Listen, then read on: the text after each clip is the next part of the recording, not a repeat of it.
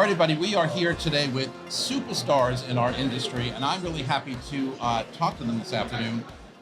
Mike has been on our show. Mike Lubin's been on our show, on my show rather, many times. We have Phillip Acha and we have Jessica Cohen joining us today. And again, I'm thrilled because when you work in the industry that we work in, it's very complicated, it's very difficult, it takes a lot of hours, as Jessica and I were just talking.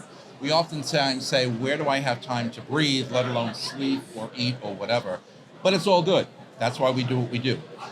I want, though, for you to, we'll start with just telling us a little bit about who you are and how you have found your enormous success. Because my audience out there loves hearing from successful people. Oh, okay. Wow. I'll start. You're all going to get there. Yeah. I mean, I think it's been a matter of just loving people. Like, I love getting to know people. And I think that this is a business of really, you're sort of in their business.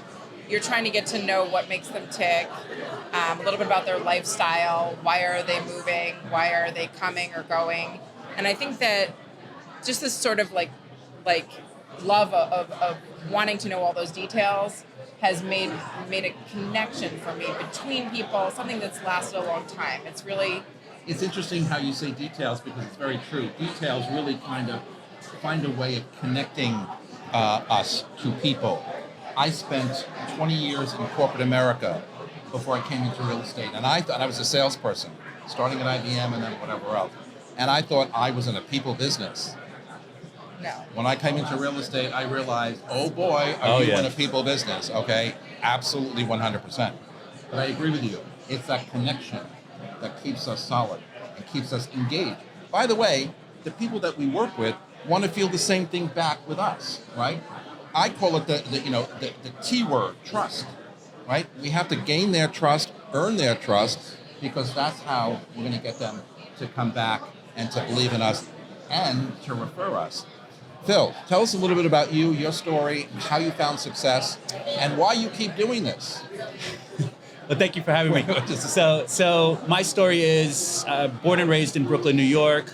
My grandmother was a real estate broker, so it was very a tangible thing to me. Like my mom was a single parent, so as a child, I was going to open houses at 5, 6 years old, just because that's just the way it was, you know. We all love open houses. Yeah, well, yeah, so the king of open houses. So it was always like a tangible thing to me, you know what I mean? Like, so right out of college, it's what I did, right? It's the only thing I did. It wasn't like a fallback career for me. So it's like kind of out of the gate running, like I was in real estate. I knew that there was success in it. I kind of knew, again, it wasn't a secondary career. In terms of, just to kind of piggyback on what Jessica said, having your clients trust during like the good, the bad, the ugly is everything. Like when somebody's purchasing a home, or selling a home, it's not always because, oh my God, we just got married and we have this down payment. Gosh, the amount of, again, I've been doing this licensed since 2006. You meet people at the worst times in their life, whether they're going through deaths or divorce or, they lost jobs. So to be able to be there as a confidant and a kind of a real trusted trustee and knowing that you're going to guide them in the right direction and also willing to talk to them when there's not a dollar sign or a deal at the end of it. Right. When there's not a dollar sign or a deal at the end of it, just to say, hey, I need experience. What's going on, That's the difference between, and I've talked about this on my show many times, that's the difference between transactional agent and agent who cares and who's not only interested in the deal. We talked about that on the show many times because that's how you have to be. Mike Lubin. Oh, I'm so happy to be here. You know how much we love you so much. We love you on our show, and I love you personally. But tell us a little bit about your success, who you are, how long you've been doing this, and why it remains, I'm going to use the word gift, I think for all of us. It's sort of a gift, right, for all of us. Why it's a gift for you and how you stay focused on that continuing success. I think what would be true for all of us is that we work hard and we say yes. We make ourselves available because it's hard to find a balance between personal and work time in this career because there's very little division, and especially if you're a parent and you're a parent of 3, you're a parent of 1? 2. Yeah. I only have 1, so I have nothing to complain about. And he's 23, even though I feel like he's 23 going on 12, but that's for another 23 show. 23 already? Yes. But saying yes, showing up, having a positive attitude. There's so many negative forces that could potentially impact everything. And our job is to try to make things happen, which requires like a really positive attitude. I'm from LA, moved to New York. I'm one of the few people that made that move versus the other. And I was in entertainment. I was a talent agent for 13 years. So film and theater and TV at William Morris. So that really honed my skills in the therapy aspect of client representation, because our clients, whether they're buying or selling, are vulnerable and scared. And look what's going on in the world. There's so many things that are so chaotic, confusing. They need a grounding, calming force in our lives. Well, and I think that's what we can offer. I agree. And also, well, like you're saying, there's so many factors going on in the world right now, right? And a lot of noise. And real estate is such a big asset that they have. And they're wondering, what's happening to this? You know what I mean? Like, now we're not even talking like, should I sell? What do I buy? Like, what's going on? You know, so being able to, first of all, like if this is your career, you should know what's going on, right? You know what I mean? You should always kind of just be on top of. And any buyer or seller can go look at numbers, but you should know, be able to speak to them on a normal level, on a personal level, to kind of give them a little bit of insight. They're coming to you to look for some kind of guidance or just some kind of comfort, and also being able to tell them when things are bad. It's more than just a guidance, you're right. It's a comfort. Yes. They want to feel like you are part of. You're their expert. I use the word family, right? There are times when you're working with people that, don't you agree that they kind of feel like your family? Very much so. That you take them into your fold, they take you into theirs. And I believe, as all of you have said, that makes the communication absolutely and that level of comfort so much easier. I think also they're looking to us to interpret things and to clear out the noise. Very much because so. There's a lot of messages, right? Yeah. And they just want us to translate for them what they're. And so the most important thing in having longevity in this business is that you're not out there just speaking. You want to really learn. And if you don't know something, it's better to stop, learn, and step back and come back to them with some information, some answers, and let them know, look, I'm going to find out for you. I'm not sure. But right. Well, that's how you gain longevity is, information is key. Absolutely. Whether it's a buyer or a seller, for us to be able to have that knowledge, to give back to them, information is key. And I find that agents who are not really successful are those who are rushing through deals, are really transactionally oriented, and they don't take the time to be that expert and that knowledgeable source, right? I think you all do that in spades, but you've got to be able to make your client, whether it's a buyer or a seller, and sometimes sellers can be a handful as well, and we've got to be able to calm them and make them understand why things are happening, what the dynamic of the moment is. And by the way, as you all know, markets change constantly. And we just don't know where we're going to be. And that's my next question. So there was an article written by Fred Peters, we all know who Fred Peters is, I think end of last year, where he called our market a tornado market, okay? High winds blowing all over the place, people don't know where one end is up, who's falling down, who's not knowing what to do. Oh, I think I'll take a pass. Now, I had a show yesterday, and a lot of my agents were telling me that they feel like the market is sustaining a little bit, is stabilizing a little bit. Do you guys feel the same way? Do you see stabilization, Mike, in your business at the moment, based on where we've come from? Yes, I'm very grateful. I think part of it is because the world is so chaotic right now that people are seeking comfort in home, and they're also seeking an investment vehicle that feels safe to them and tangible. So I think we're seeing some people taking money out of the market and committing to a home, and appreciating how important it is, whether it's a studio or your dream home, whatever that is, to be able to turn that into your safe sanctuary in your environment. I think people are really craving that today. And also interest rates coming down a little bit. There are just a few things that are aligning that I think are getting people to activate. But I think based on what you said, and I 100% agree, one of the guests on my show yesterday made it a little more personal, saying that, when you're buying real estate in New York, it's a personal choice, it's a lifestyle choice. You're buying a home because you want to own a home, you want to be in your home, you want to live in New York City, and I agree with what you said.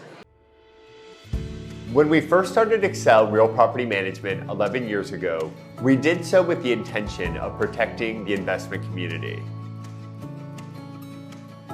Here at XL Real Property Management, we focus specifically on serving the needs of individual apartments, townhouse, and small multifamily building owners both in Manhattan and select neighborhoods of Brooklyn. Our services encompass everything: rent collection, expense payment, handling maintenance and repair, turnover between tenants, insurance needs. Literally anything that an investor would typically handle him or herself, we take care of for them. Whether you hold one individual apartment or a rental building that houses 20 units, XL is here to help with all of your specific needs.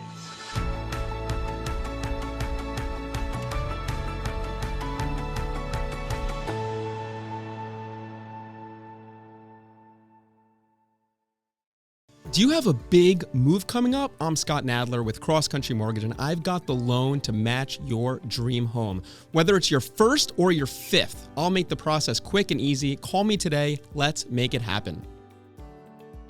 So if we can get people to understand that, get away from the noise, forget the interest rate of the moment, forget, whatever, that's when I believe people will focus on actually making a transaction work. Do you agree with that, or do you not agree with that? I do agree with that, but also that being said, like sometimes when I think tornado is a bit of an aggressive word, when I was reading it, I thought, whoa, okay, this is very aggressive. But right. But the point is there, though. There's just a lot of more moving parts globally right now, and unfortunately, like a lot of people can make unnecessary noise.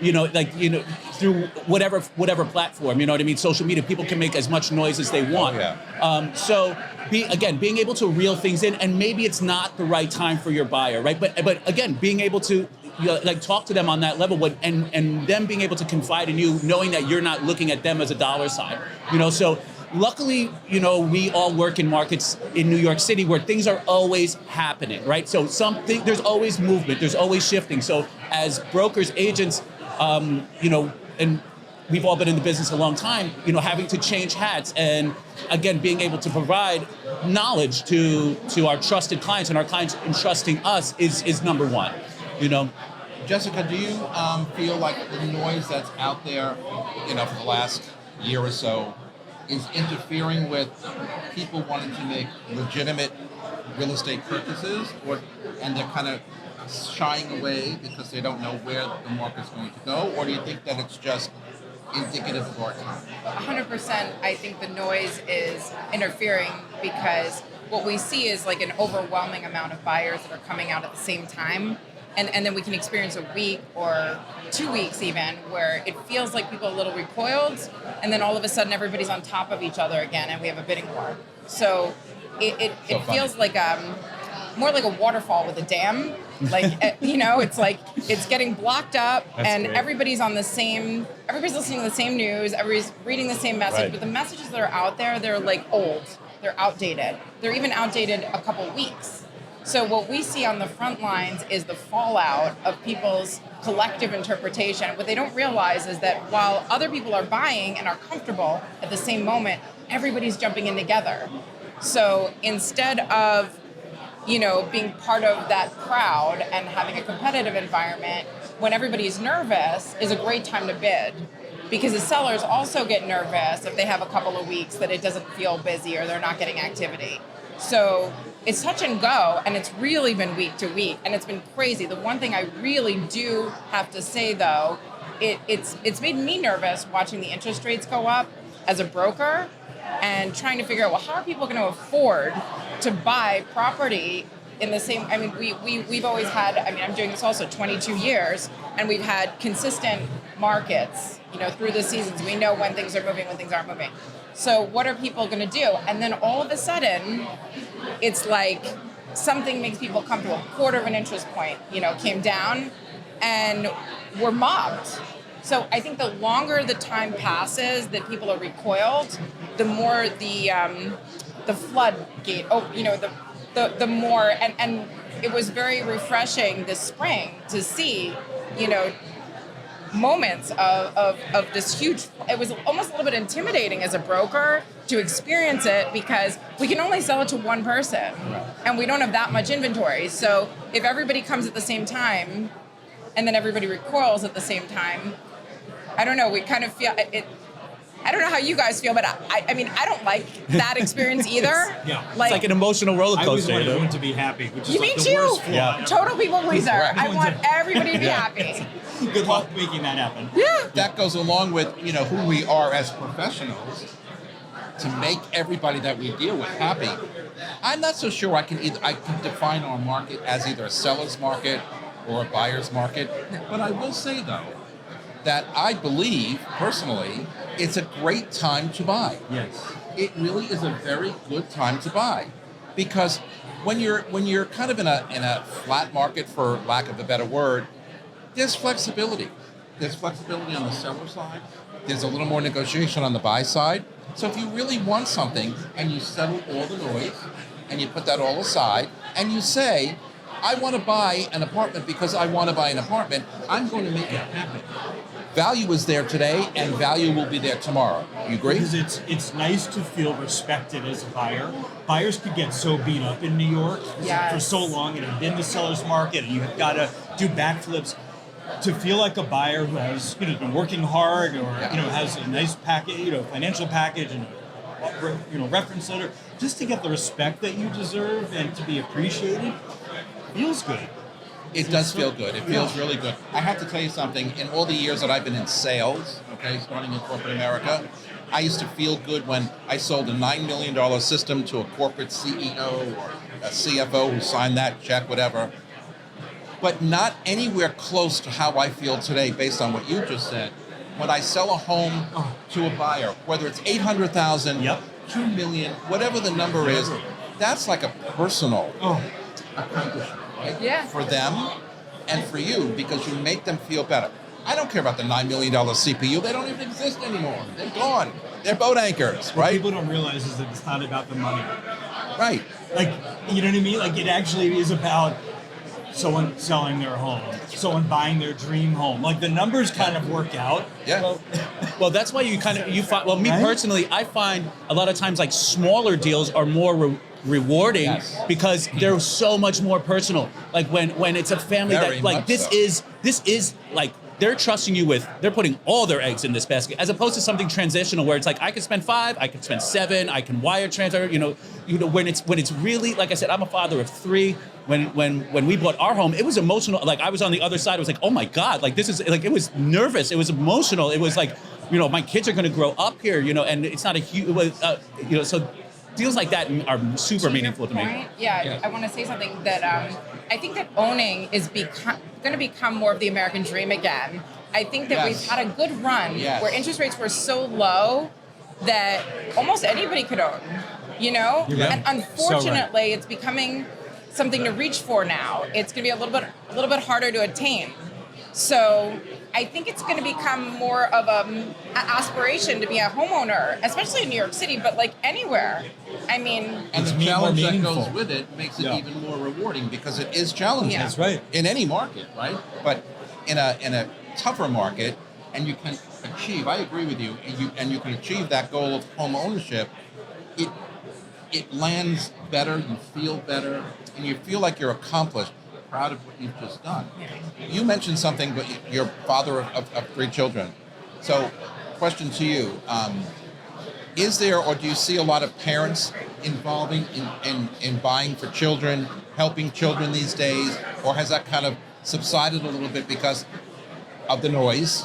Well, I think, okay, so a lot of times when you see a lot of parents buying for children, me personally, I saw that when foreign investment was huge. Like a lot of foreign buyers will buy for College their students and yes, stuff. correct. Yeah. So in terms, parents are always willing to help their children out, but I think, in New York City, we're not selling to 25-year-olds. You know what I mean? Like like the rest of the market, the rest of the world, people are buying their first home probably like under 30 years old. Like we're selling to adults. So if you're 45 years old and you need a down payment from mom, you're probably not in this market. I mean, not only that, in other markets, 25 years old, you might be starting a family. Right, And in exactly. New You're York, married, People you're- aren't starting. Right? Yeah, it's So they're just entrenched in their career here, and they may be starting a family like 7 to 10 years later than everywhere else. Right. So I think like when foreign investment dries up a little bit, that's like that's the majority of parents I see purchasing for children, in New York City.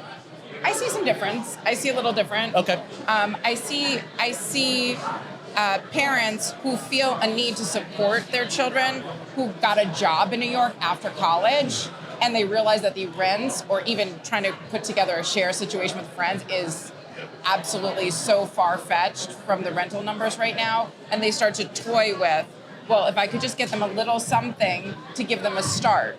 And so I see some of that. I do. I mean, that's With cash. They have cash. Yes. They're taking it from retirement, although maybe at this moment in time, with the stock market being as volatile as it is, they may be a little bit less. I mean, we still need to see, because some of these changes with tariffs and everything that's going on with the markets, it's new, right? But before this happened, I was seeing them take money and saying, like, okay, I'll own an apartment instead. Absolutely, and that's what we counted on. And I was going to ask, Mike, so based on what Jess just said, a lot of people lost some money, in the markets over the last month or so, recuperating and hopefully recovering and coming back. But in the meantime, did that stall the all-cash buyer? Because as we say in our business, cash is king. All cash out there, especially certain clip levels. Did that slow down that market? I know you play in that market. Did that slow it down a little bit, or did it not? It's interesting. I just did a deal where in Brooklyn, and unbeknownst to us, fortunately I had a cash buyer, but the building would never have been approved by a bank, and ended up that they needed a cash buyer. So I think it's because of all the noise, sellers are looking for ease of transaction, and may even leave some money on the table if someone is going to be an easy, quick, transaction time.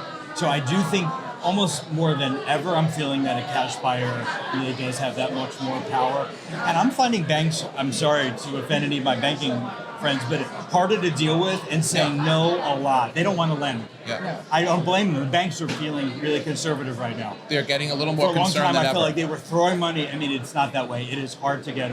It's harder to get a mortgage. But Mike, to that point, change in banks, when they do lend, when they do get a client, boy, do they come through quickly now. You're getting your loan commitments very fast. You're 100% right. They want to close it. They have so much attention on the buyer now. I've noticed that. That's very true. Very different time frames. So true. This beautiful set here at Studio 1873 is brought to you by the Everset. The Everset provides full-service staging and furniture rental solutions in the New York area. For more information, please visit us at staging.theeverset.com or email us at staging@theeverset.com to request a free proposal. Hey, it's Stephen Bailey from Roadway Moving and Storage. As an official moving partner of Brown Harris Stevens, we know that your clients deserve more than just a move. At Roadway Moving and Storage, we turn moving into an experience they will love. From specialized services to a white glove treatment, we've got it all covered. When you choose Roadway, you're choosing a peace of mind for your clients. Plus, our referral program is the most rewarding in the industry. Want to learn more? Shoot me an email at steven@roadwaymoving.com or visit roadwaymoving.com.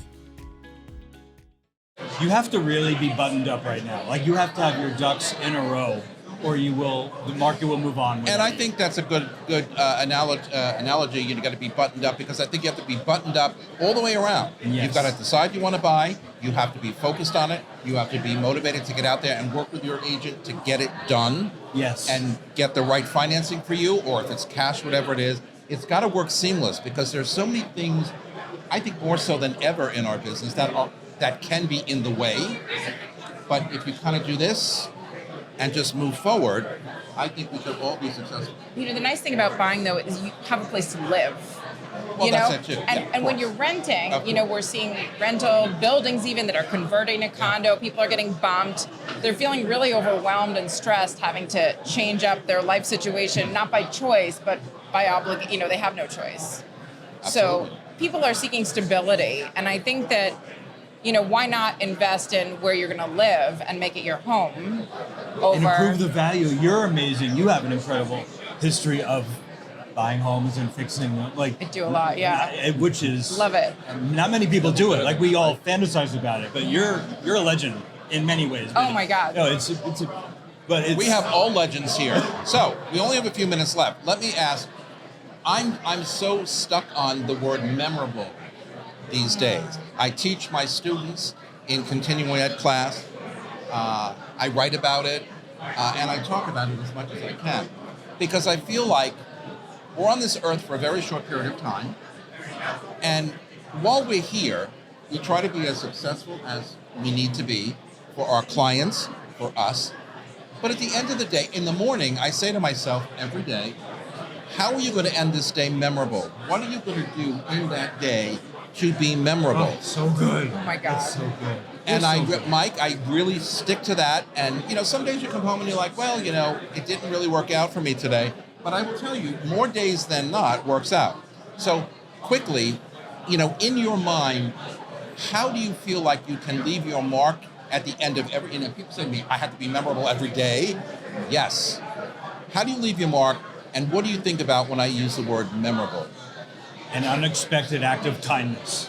Do something simple that is going to make someone's day better. There you go. A better And that tip. make people remember you for that act of kindness. And just like the littlest thing, bringing fresh flowers to your listing when the seller didn't expect it. A really good tip for a taxi driver who got you out of traffic. The simplest, subtlest things can sometimes make a huge difference. Bill. Okay, so to make my days memorable is, I kind of compartmentalize my life in like a few categories, right? Like there's professional, there's family, and obviously a lot of times they clash, right? So like doing memorable things at work is mostly just kind of staying as focused as possible, especially in markets like this, and kind of back to basics. Reaching out to clients not looking for something, you know what I mean?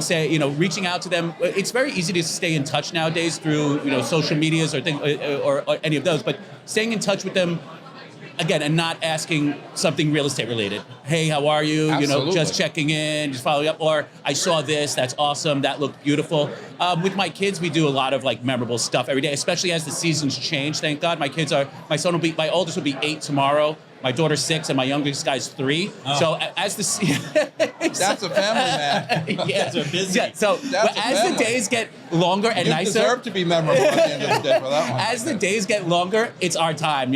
One of my favorite parts of every day, and hopefully my wife doesn't see this because I make it seem like it's a chore, is I'll do pickup. Like when they get out of after school, because seeing like when they all run and drop off is not as rewarding as pickup, and picking up and going somewhere, like a little surprise here and there, like we're not going home, we're gonna go get ice cream, or we're gonna go hit a playground for 20, 30 minutes.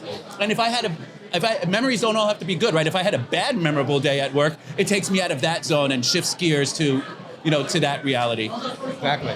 Jessica, you get to close this out. Okay. So on the tails of what you both said, I have to say, I think that giving more than I take is just that little extra, and it's kind of a little bit of what you're both saying about business, about just a taxi cab or showing up for pickup for my kids, even just reading an extra story at night to my kids, being there.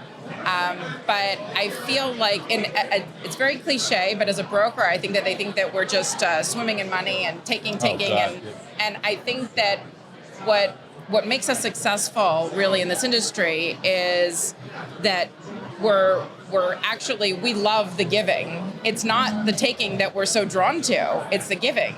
And I think that loving giving is and the reward of feeling somebody else feel good is what maybe our industry is a little bit, they don't realize, and maybe the wrong message is out there, that people really, really make it in this business, get a real kick out of feeling like they've made somebody else feel good. That's, I think, what separates, I have a team.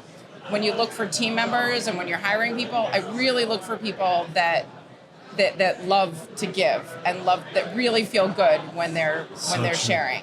I think that's who we are, really. Yeah, so true. That's who we are. Just have empathy. Who we should be. Exactly. I totally agree with you. And if we're not, we don't survive. It doesn't last long. No. 100%. I don't even know where to begin saying thank you to you guys. Mike, Phil, Jessica, nice to finally meet you. Can we do this again? I know. Yeah. It was great. Thank you, Rocco. It was awesome. Yeah. All right, everybody. That's Thanks it. for having And us. we'll see you next time. Goodbye. Thank you.